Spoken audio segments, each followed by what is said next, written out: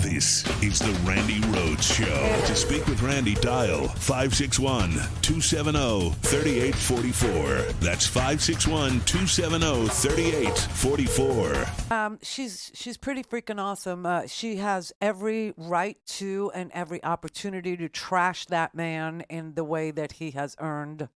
And she refuses. She just says it. Listen, if he won't sit down with you, and if the American people can't hear, a decent, conversation about his policies and plans and what he intends to do, like on health care or on home care, elder care, child care, whether it's, the child tax credit or the tax code in general. If he won't sit down and answer tough questions about his economic prowess with you, then what we're left with is his rallies. So watch that and see if you hear anything that applies to you getting oriented in your own life. Meaning, she laid out a plan. This is an amazing thing to me because I just went through this. Loretta's gone a little over a year now, and I still miss her, and I always will. But, the last few years, she wasn't exactly herself. She wasn't happy. She was lonely. She kept on telling me, I lived too long. That's what happened. I lived too long. And she felt that she was a burden on me. Which she was. No, I'm kidding. I had that relationship. I had that kind of relationship. Leave me alone. But anyway, we could talk honestly to each other. And that was how she felt about the last year or two of her days on this planet. And it's a struggle because I work and Howard is busy working and, we're all doing stuff and Jessica lives in LA and, my sister's gone. And so, like the heavy lifting falls on, the adult children who are trying to, have a life and are trying to pay their bills. And then comes, your mom's bills. And, home care. We had a wonderful person. Her name was Maxine. I loved Maxine. And Maxine, we could only afford her 3 days a week. So Maxine came 3 days a week. And on those days, Maxine would make sure Mom got a shower and that she got clean clothes and that, some meals were prepared, so that she could go and, have, roast chicken or whatever in the refrigerator, which is what she liked to eat. Or applesauce, okay, and take her shopping and take her out, because she couldn't drive anymore. And so take her to CVS and let her, try on a lipstick, whatever, just so she could have some semblance of, being herself. So you have to pay out of pocket for a caregiver like that. And quite frankly, she was worth every penny. But what Kamala Harris understands is that unless your mom's destitute, which my mother would never, ever let herself be, you can't, and we're in Florida, so there is no such thing as Medicaid here anyway. And there's a long waiting list for people who want to, be on Medicaid and have home health care paid for through Medicaid, which means you're destitute, you own nothing, not even a piece of jewelry, okay, nothing. So Kamala Harris is proposing this. And I just want to say this up front. It's paid for. And here's how. We are saving money on prescription drugs in the Medicare drug program, in Medicare Part D, which is prescription drug coverage.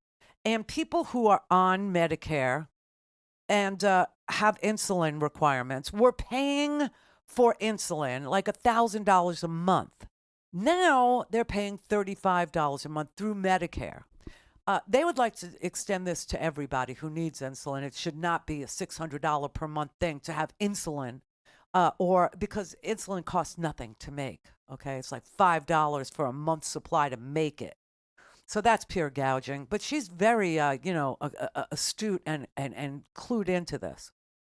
So because the prescription drug plan is saving so much money, being able to negotiate an additional 10 life-saving drugs for the Medicare seniors, the beneficiaries, the money that we're saving on paying for prescription drugs, she would like to put into paying for home health care for seniors. because 20% of our seniors require some sort of help at home, whether it's they can't drive anymore, whether it's like serious stuff, like they can't eat anymore because maybe they have Parkinson's, maybe even benign tremors, where their hands are shaky so much so that they can't hold a fork, they can't hold a spoon. So they need somebody to help them. Maybe they need help getting into the shower because they're afraid they'll fall, or maybe they can't walk anymore, okay? Or they can't get out of the wheelchair anymore, and they need extra help getting bathed, right? So instead of farming them out to these for-profit nursing homes, which is a nightmare, anywhere it is here, maybe great where you are, where I am, it sucks. It's really horrendous. It's a terrible place. All of them. Medicare doesn't cover either the assisted living, the independent living place, or home health care. So Loretta could have stayed in her house, which she owned in Boca, which is all she really wanted. She just wanted to stay there and have somebody come and help her with things. But Medicare doesn't cover any of those things. It covers none of those things. And Kamala would like to take the money that we're saving from negotiating the cost of prescription drugs that Medicare pays, the pharmacy, the big pharma companies, to provide for seniors, and put it into this home health care struggle. So child care, she'd like to, do something meaningful on the child tax credit, which we had, and they let it expire, took half of our kids out of poverty. And then on the other side of my sandwich, she would have liked to have helped me with home health care payments to Maxine, okay? I mean, what a wonderful thing, and what a thoughtful thing just thinking about. Donald Trump doesn't even think about stuff like this. And we're all going through it. We're all going through it. But he doesn't even give it the time of day. And she's got a plan that's paid for. These are the choices. This is where we are. And so poor Gabriella's neighbor is going to come over and go, how can Randi pay for her mother's home health care when we're spending money in Ukraine? As if the savings in Medicare, because we can negotiate with Big Pharma now, the cost that the Medicare program pays for these drugs, that those savings ought to just go unused for people in Medicare.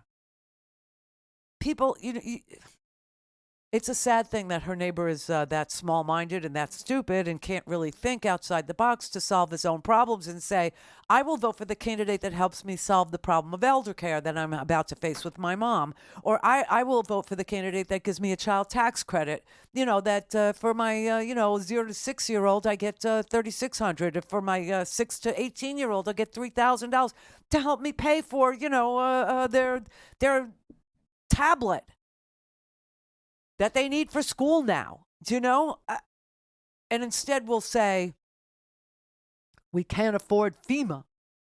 And she gave away all the FEMA money, and she gave it to immigrants. I mean, what is wrong with people that they think that? If we need more money, Kamala is your person. Why? Because she is not going to reduce the corporate tax rate to 15% and deprive the Treasury of the more money that we need. Okay. If we need more money, Kamala's your person. Why? Because she's into negotiations with Medicare, with Big Pharma and Medicare, the awesome collective bargaining, if you will. All these members of Medicare collectively bargaining with Big Pharma on the price that's going to get paid to them for supplying insulin, 100-year-old drugs. And Donald Trump will just sit there and go, you can't have it. Can't have both. You can only have one.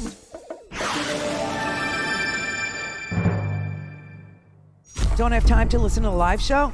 Want to hear more on your schedule? Go to RandiRhodes.com and buy a stinking podcast.